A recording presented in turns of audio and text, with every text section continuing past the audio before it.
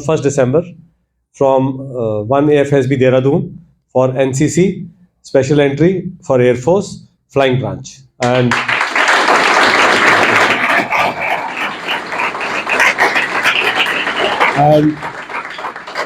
after clearing his CPSS, when was the CPSS? Next day. Second. That is my birthday. Yes. Yeah. So after clearing his CPSS on 2nd December, he has been through the tough and rigorous medical, which is very difficult. And yesterday evening, he gave me the news, sir, I have cleared the medical, and that was the high point of the success. Let's welcome him with a big round of applause. So, Rudra, Rudra Pratap Singh belongs to Agra, and his father is a farmer, mother is a teacher, good family background, hardworking family. He's also sincere and hardworking in his approach. That's what I found him here. And the journey was not easy for him. He got many screen outs initially, and he was here in 60 batch, EMA 60, about 5 batches back, about 5 months back, I think September, Yes, sir. month of September, he was here. After I think 3 4 screen outs, he came here, and after that, he says he got once more conference out after AMAs, and then next attempt he was cleared. So his conference and his interview, they asked him about what happened, how did he prepare, why did he get screened out, and how is he prepared this time. So how he tackled this, we will just listen to him in a short interaction. But before that, as per AMA's tradition, I'm going to present him the AMA's tie and the AMA's steel cup. Okay, which all the candidates take them to the academy, and when in academy you have to have that tea. So that's the cup. They feel proud to have tea, and in academies now, in all academies, the AMA's community is growing and sizable number of students are joining. Today, we also have a very good news to share, not only with the class but with the wider audience who is watching. NDA 152 classes batches are going on, and today itself, 5 candidates have cleared from various SSBs in India in NDA 152. So let's proceed with the Thai presentation, and after that, we will listen to Rudra about his secret of success. And of course, he's got so many laddus. He asked me before coming, sir, how many students are there? So this is planning and organizing ability. I have no doubt if SSB selected him, he has all the factors, and the planning and organizing is a surmount, of course, of all factors. And he asked me, sir, how many candidates are there in the class? So I said 90. So I said, okay, sir, I'm going to get accordingly the number of laddus. So we'll have it shortly. Okay.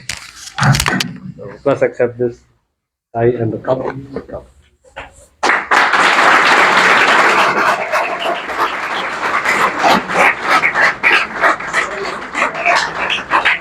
Rudra, just take us through a journey in your own words. Hindi, English, doesn't matter. Journey matters and success matters. Okay, over to you.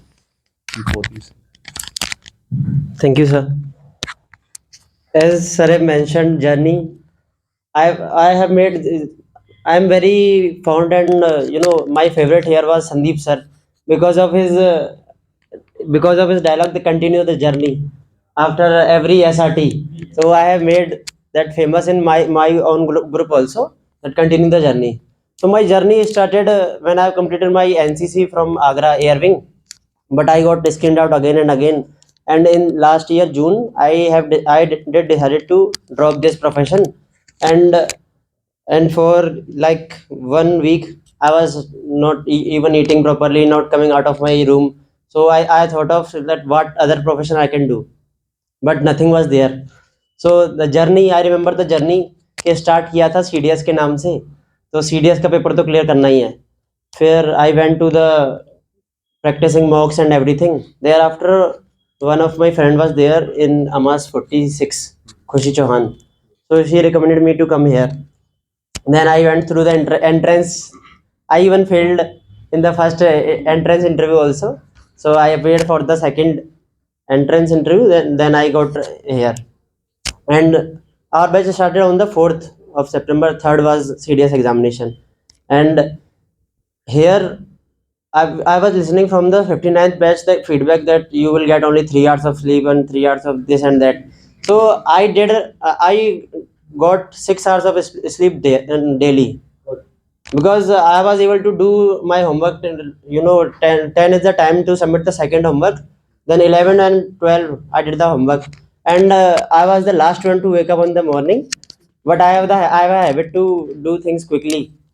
But my friends will this. I have two friends here also. Said them that you must come here. Now coming back to my story. SSB on 6th November 1st, but I got conference out in that. But firstly, I got screened out 5 times. तो screen इन होना ज़्यादा important था, recommendation के बारे में कुछ सोचा ही नहीं था। तो स्क्रीन इन हो गए, उसी बात की खुशी नहीं, वही सोच रहा था कि स्क्रीन इन कैसे हो गए। बट जो टू द बुक जो प्रोसीजर है मेरा, वो स्क्रीनिंग में वही हुआ कि नरेशन के लिए बाहर खड़े खड़े 15-20 बार नरेशन की प्रैक्टिस कर ली, तो नरेशन एकदम फ्लुएंटली चला गया। फिर जीडी में मैंने बोलना स्टार्ट किया, तो बाद में तो मेरे को लगा कि मैंने ज़्यादा बोल दिया है। तो जैसे उन्होंने बोला नॉमिनेट 1, सारे बंदे बोलने लगे 64। मैं कहा ये तो कहीं गड़बड़ नहीं हो जाए उल्टा, क्योंकि मैंने अक्सर देखा है जो कॉमन देता है वो बाहर हो जाता है। तो फिर but I got my chest number called, but I got conference out. फिर उसके बाद समझ नहीं आया कि कॉन्फ्रेंस आउट कैसे हो गए। अपनी गलती किसी को नहीं दिखती है, स्क्रीन आउट वाले भी नहीं मानते हैं कि गलती कैसे हो गई। तो मेरे को भी नहीं, पहले फर्स्ट रिएक्शन के बोर्ड ख़राब है, ये ख़राब है। और I went to Bangalore and Mysore also, तो वहाँ से स्क्रीन आउट होना बहुत डर लगता है किसी भी नॉर्थ इंडियन के लिए। तो यहाँ से जाना है, 3 दिन में पहुँचना है, फिर स्क्रीन आउट हो जाओ। But I got to know about my mistakes in my second interview while I was sitting in the interview। तो पिछले इंटरव्यू में गलती क्या कर रहा था वो सब समझ में आया। फिर एसबी सर की क्लासेस, घोष सर का मॉक इंटरव्यू वगैरह सब याद आ गया एक साथ। फिर अब while I was in Amas, homework सबसे ज़्यादा ज़रूरी है यहाँ पे। जो होमवर्क को कंप्लीट कर लेगा वो एसएसबी को कंप्लीट कर लेगा आराम से। और कॉम्पिटिशन्स भी स्टार्ट हो गए होंगे यहाँ पे। तो मैंने तो अपने दोस्तों को तो पर्सनली मोटिवेशन दे दिया था, मैं बाकी सबको भी दे देता हूँ। जो यहाँ पे प्राइज़ जीत जाता है वो रिकमेंड हो जाता है। तो ये सबके लिए मोटिवेशन है कि आप प्राइज़ जीतो, आप रिकमेंड हो जाओगे। तो सबके लिए prize are open for everybody because it's a fair competition. And thereafter you know GK classes. तो मैं भूल गया हूँ, तो मैंने हाथ पे लिख लिया क्या क्या बोलना है। जीके क्लासेस, आर के सर की क्लासेस में ज़्यादातर लोग सो जाते होंगे यहाँ पे। नो, हमारे में भी होता था। हमारा तो गर्मियों में बैच था, तो गर्मी भी थी, एसी चलता रहता था सर के ऊपर ही। तो मैं तो नहीं सोता था, क्योंकि मैं इसलिए नहीं सोता था, मैं यहाँ पे बैठता था, अक्सर के यहाँ बैठता था, क्योंकि एक पहले दिन नींद आई, उसके बाद मेरे को लगा यार सोने तो नहीं आया हूँ। 5-6 स्क्रीन आउट्स हो गए, अब यहाँ सोने तो नहीं आया हूँ। क्योंकि 5 बार मैंने मतलब लड़के रोते भी नहीं हैं, बट 5 स्क्रीन आउट के बाद जाके अपनी माँ से गले लिख के मैं भी रोया हूँ। तो मेरे को दोबारा रोना नहीं था सेम चीज़ के लिए। तो इसलिए मेरे को यहाँ पे वहाँ रोना नहीं था, तो मैं यहाँ सोया भी नहीं। तो फिर इसलिए तो और सोल्जर्स की हैबिट होती है कि वो आँख खोल के भी सो जाते हैं। तो इसलिए मैं उनको एडवाइस करूँगा कि GK is the most important thing. और अगर आपकी जीके स्ट्रांग होगी, बिकॉज़ बाकी टेस्टिंग के लिए आपको कुछ और करने की ज़रूरत ही नहीं है। You are in Amas, you are at par, you not at the par, you are सबसे ऊपर ही हो आप। अगर आरआईएमसी वाला कोई आ जाता तो उसको छोड़ के बाकी उसके वही बस।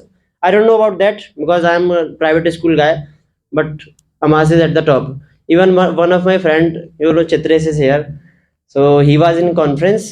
सो I only asked him one question about hearing his performance कि तेरे ग्रुप में कोई अमास का बंदा तो नहीं है, कहीं वो तेरी सीट नहीं काट दे। तो इन जीटीओ ऑल्सो, अगर आप यहाँ पे अमास में आ गए, आपको जीटीओ के लिए बस वो रूल्स, गोल्डन रूल याद कर लेना। कुछ भी भूल जाओ तो दोबारा गोल्डन रूल्स। मैंने तो सुना है, अपने जो बंदे साथ में रिकमेंड भी हुए हैं अमास वाले, उन्होंने कहा है वो वहाँ पे जाके अमास एसएसबी में जाके कुछ नहीं किया, उन्होंने बस गोल्डन रूल्स को बार बार लिखा है। अभी सर कोई आए थे भैया यहाँ पे एसएससी टैग वाले, उन्होंने यही बोला कि मैं वहाँ पे जाके बस अपने गोल्डन रूल्स ही लिखता रहा। And data diary also, data diary नहीं भरते हैं लोग कि मेरी क्या होगा। डाटा डायरी की इंपॉर्टेंस बहुत ज़्यादा है। आप वहाँ पे जाओगे तो आपका ग्रुप आधा ग्रुप तो यू नो यही देख के शौक हो जाएगा कि ये बंदा कितनी प्रिपरेशन करके आया है। तो उससे भी मतलब एक बन ही जाता है। तो other people feel inferior, and आपको सुपीरियर फील करने की जरूरत नहीं है, but they will feel inferior to you. और फिर पहले तो किसी को बताना भी नहीं है वहाँ जाके, अपने बंदों को, ग्रुप वालों को, कि तुम वहाँ से आए हो। वो आखिरी दिन आके अपने आप पूछेंगे भाई कोचिंग कहाँ से लेके आया है। So when I was in the interview also, so interviewing officer, the president of one FSB, he asked me, how did you prepare for SSB? So firstly I told him that I prepared with my friends on Google Meets. And in Amas you will also will get very good friends. I have been fortunate because I still feel that Amas 60 is the best batch, क्योंकि मेरे को बहुत अच्छे अच्छे दोस्त मिल गए वहाँ पे, जो मेरे को हर टाइम पे गाइड करते हैं। चाहे मैं अभी पास हो गया हूँ तो भी, और जब नहीं हो पा रहा था तब भी वो मेरे को गाइड कर रहे थे, हम एक दूसरे को गाइड करते हैं। तो फिर उसके बाद उन्होंने बोला, have you taken any professional guidance? मैं कहा yes sir. From where? From greater Noida, Amas. Who is running Amas? Colonel MP Singh. मैंने आंसर दिया वो कि तो क्या बताते हैं वो, मैंने पूरा चीज़ पूरा ही बता दिया। आई डिड नॉट से के golden rules and this and that, वो फट्टावल्ली वाली बातें वो सारी नहीं करनी। But I just told him कि he is not giving any SSB coaching or anything. He is just giving a batch, a training of 21 days. That is a habit building. So ये 21 दिन की SSB की training नहीं है। आप यहाँ पे आए हो, 21 दिन में कोई भी हैबिट बिल्ड हो जाती है, सबको पता है। तो वो हैबिट बिल्डिंग है ये। फिर उसके बाद क्या, मास के बाद का फ़ायदा क्या हुआ तुम्हें मास से? मैंने कहा सर आपके सामने बैठा हुआ हूँ मैं यहाँ पे, ये आप जज करो, आप देख लो आपका वो है सब। और मैंने जानबूझ के अपने इंटरव्यू को लीड किया मिलिट्री नॉलेज की तरफ। लोग भागते हैं कि मेरे से पूछ नहीं ले, जीके ना पूछ ले, जीके मैं प्रिपेयर ही ऐसे करके जाओ। अब उन्होंने मेरे से मैं जानबूझ के अपने रूटीन में मैंने न्यूज़पेपर डाला हूँ। मैं तो पढ़ता भी हूँ न्यूज़पेपर, तो न्यूज़पेपर रीडिंग के लिए अफसाना मैम डेली यहाँ पे आपको बताते होंगे। बट ज़्यादातर लोग, मुझे पता है क्योंकि 2-3 दिन मैंने भी यही किया था यहाँ पे आने के बाद, कि जो न्यूज़ भेजते हैं सेम टू सेम उसको कॉपी करके ले आते हैं हम लोग। तो वो नहीं करना है। उसका पोस्टमार्टम मैम ने बता ही दिया होगा, पोस्टमार्टम इज़ वेरी इंपॉर्टेंट। तो डेली न्यूज़, तो मेरे से पूछा न्यूज़पेपर के बारे में उन्होंने, कौन सा न्यूज़पेपर पढ़ते हो, which is the first page, which is the second page, editor in chief. I was prepared very well, so I was giving answers, I was leaving leads, and he was picking the same leads. So interview went very thorough.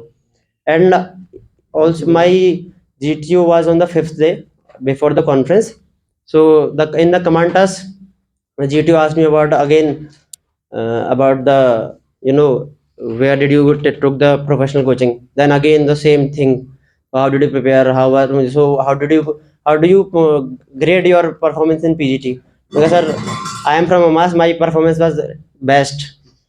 And sir, one thing sir must have told you, अंदर या बंदर, अंदर या बंदर वाली बात बताई होगी। तो इस बार मैंने थोड़ा सा उसमें अपने हिसाब से इम्प्रोवाइजेशन किया। पहले वाले में मैं तो अंदर ही अंदर चल रहा था, इस बार मैंने थोड़ा सा इम्प्रोवाइजेशन किया। I was giving ideas but from outside. In PGT 1 and 2, I was a little dormant there, but in PGT 3 I knew कि there was an impasse. तो मैं बाहर रुक गया, मुझे पता कोई आगे नहीं जा पाएगा, तो जानबूझ के 2 बंदों को आगे भेज दिया, कहा आप लोग अंदर जाओ। वो फिर वहाँ पे वो रुक गए। फिर वहाँ से मैंने आइडिया देना स्टार्ट किया। तो GTO sir said if you want to exchange you can exchange to the ground. I went there and I took the group from PGT 3 and 4. And even in AFSBs especially, the GTOs will say, so how after implementing some idea, he will not let you walk on that structure, but he will say how many can cross by this. So whenever that happen, please try to be the last one in the obstacle, stay in the obstacle, because this shows, I believe that this shows that you are caring for your team and you are sending them out first. And then also जब अकेले पीछे रह जाओगे तो LMR देने का idea तुम्हारा ही अच्छा लग जाएगा वहीं से। तो LMR सबसे इम्पोर्टेंट है। अब खुद ही लास्ट में बन जाओ तो और अच्छा है, पीछे से हो जाएगा तो काफ़ी इजी पड़ जाएगा। LMR शायद सर उनको पता है, वो that guy is confused, so I think. And sir साइक तो कुछ अभी कल 2-3 दिन में साइक का तो वो है, जो यहाँ पे सर पिक्चर्स बताते हैं वही आएंगी, कुछ साइक का बताने की जरूरत नहीं है। जो नहीं वो सर आपको साइक की लास्ट 3 days और 4 days sir will show you pictures, sets of pictures, वो सेम ही आनी है।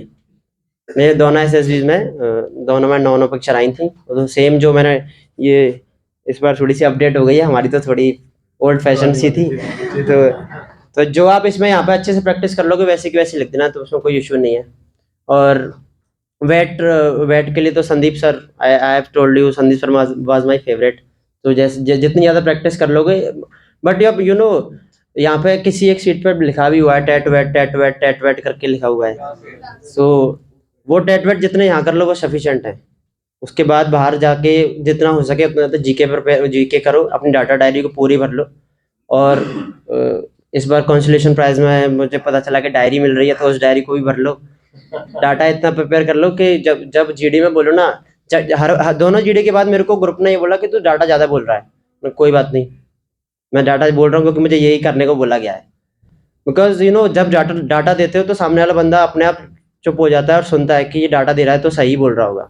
हमारे पास इलेक्ट्रॉनिक व्हीकल्स का आया था, तो मैंने उसको सेविंग्स बताई कि एक साल में कितने सेविंग कर सकता हूँ मैं।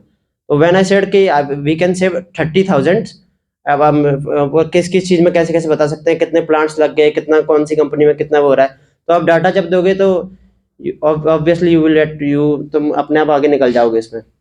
और लेक्चरेट सर, ज़्यादातर लोग जो कोई भी जा रहा है, मतलब जो मेरे से कोई भी पूछ रहा है कि लेक्चरेट का टॉपिक दे दो, मेरे को नहीं लगता लेक्चरेट बहुत ज़्यादा इंपॉर्टेंट चीज़ है। लेक्चरेट में योर वे ऑफ स्पीकिंग, कि तुम्हारे पास डाटा कितना है और तुम 3 मिनट में कैसे प्रेजेंट कर रहे हो, वो ज़्यादा इंपॉर्टेंट है। ये नहीं कि जो टॉपिक पहले के लिए आए थे वो उसी को, क्योंकि एएफएसबी वालों के लिए तो ये प्रिविलेज है कि जो एक पुराने ही चले आ रहे हैं, नए तो आ भी नहीं रहे। मेरे को तो सर एक टॉपिक का तो मतलब ही नहीं पता था जो मेरे उसमें आए हुए थे। तो कैसे बोला? सर मैंने बोला था वोकेशनल ट्रेनिंग पे, तो मेरे को लेकिन स्कीम्स में जो यहाँ पे जीके पढ़ने की आदत पड़ गई थी, तो स्कीम्स जो मेरे को याद कर ली थी वो स्कीम्स ही बोल दी मैंने, दोनों तीनों, और नॉर्मल बी वॉक के बारे में बोल दिया था, तो पूरा चला गया था। And in my conference I had to wait for, like, firstly I had to wait for 18 minutes. Then I went inside, so he asked about the stay and all simple question, normal questions, and then he directly went to the what is your plan B. So also prepare for plan B. Do not just say this is only my plan B. So this shows ke sir has mentioned planning an organization, you have to plan your life also. तो ये है, यहाँ पे आए हुआ मास में तो वैसे तो हो ही जाना है, कोई दिक्कत है नहीं रिकमेंडेशन के बारे में। यहाँ पे आई कि यू हैव बैकिंग ऑफ अमास, तो वो कोई बात नहीं, but still you should have plan B. Many are working here but who are for graduate entry, they should have plan B. That was my journey all. And sir I mentioned about the tie, तो मैं वापस अप्रैल में दूसरी tie लेने आऊँगा अपनी अगली entry के टाइम पे, तो जाने से पहले सोच रहा हूँ 1-2 बार और टाई ले जाऊँ। Thank you sir, thank